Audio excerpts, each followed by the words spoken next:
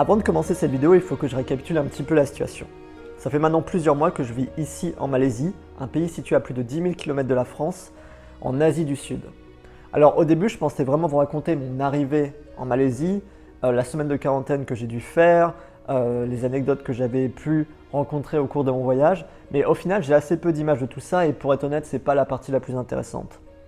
Ce que j'ai décidé de faire donc, c'est plutôt de vous partager quelques points qui m'ont marqué ou des lieux que j'ai pu visiter le premier mois où est-ce que je suis arrivé ici à Kuala Lumpur. Et le premier point que je veux aborder, ce sont les malls en Malaisie. Les malls, ce sont ces gigantesques centres commerciaux qu'on trouve un peu partout à Kuala Lumpur, mais j'imagine aussi un peu partout en Malaisie, et où est-ce qu'on peut vraiment tout acheter, aussi bien de la nourriture que des médicaments, que faire du shopping, on trouve vraiment de tout, et ce sont des complexes absolument gigantesques. Un des plus connus d'entre eux se trouve justement en dessous des tours Petronas, un des monuments les plus connus en Malaisie, et il se situe juste à côté d'un parc qui s'appelle le KLCC Park.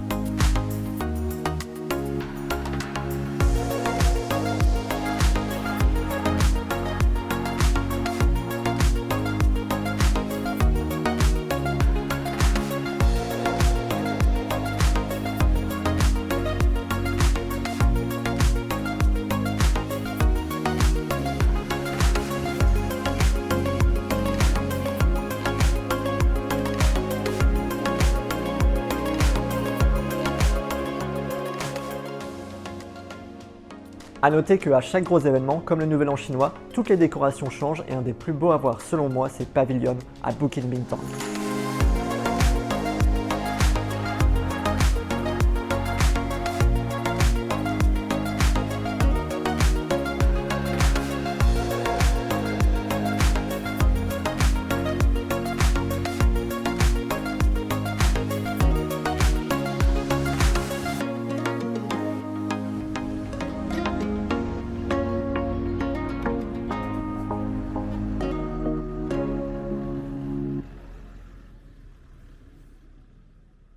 La Malaisie, c'est un pays où cohabitent 4 grandes religions. On a l'islam, le bouddhisme ou le taoïsme, le christianisme et enfin l'hindouisme.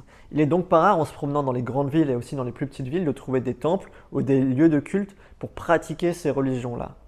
Un des plus impressionnants, ce sont les Batu Caves, qui est ni plus ni moins que le plus grand temple hindou à l'extérieur de l'Inde.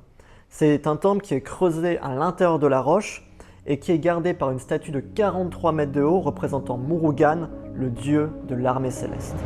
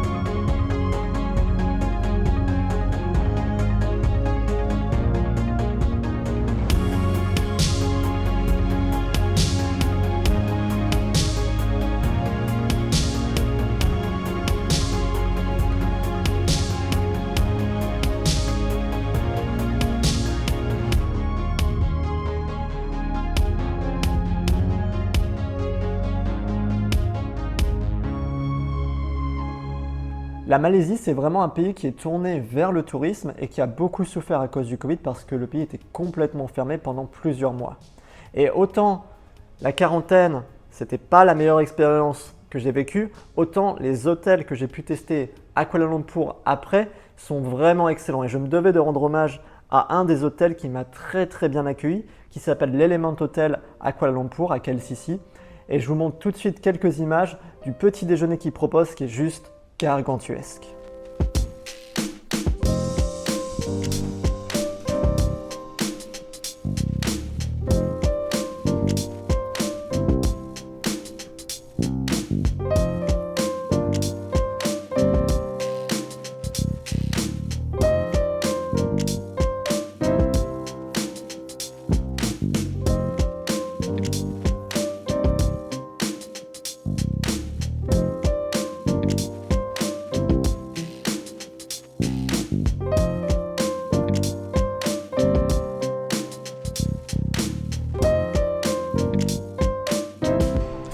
Alors, on vient d'arriver au restaurant de l'hôtel. Les gens étaient super sympas, ils m'ont dit que je pouvais filmer. J'espère que vous m'entendez bien d'ailleurs parce que j'ai le masque et il y a un petit peu de bruit aux alentours.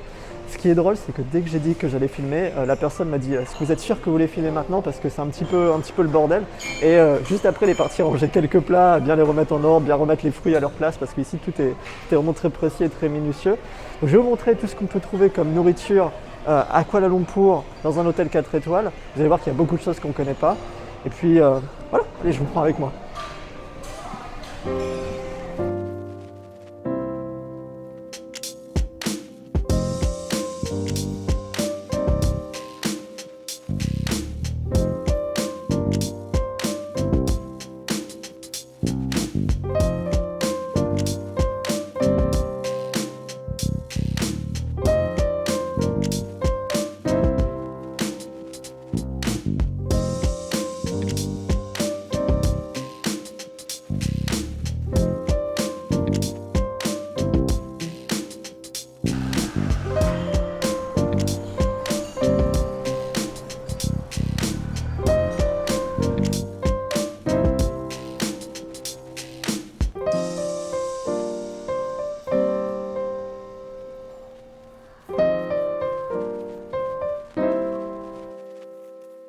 Le dernier lieu que j'aimerais vous parler, c'est aussi un lieu qui est très spirituel. Je vous conseillerais d'y aller en plein jour pour profiter des couleurs et aussi de la vue sur Kuala Lumpur. Ça s'appelle le Tin U Temple. Je pense que je le prononce très mal, donc désolé. Mais ça se situe à peu près à une vingtaine de minutes de KLCC en voiture. Et honnêtement, ça vaut le détour. C'est complètement différent de ce qu'on a l'habitude de voir en Occident.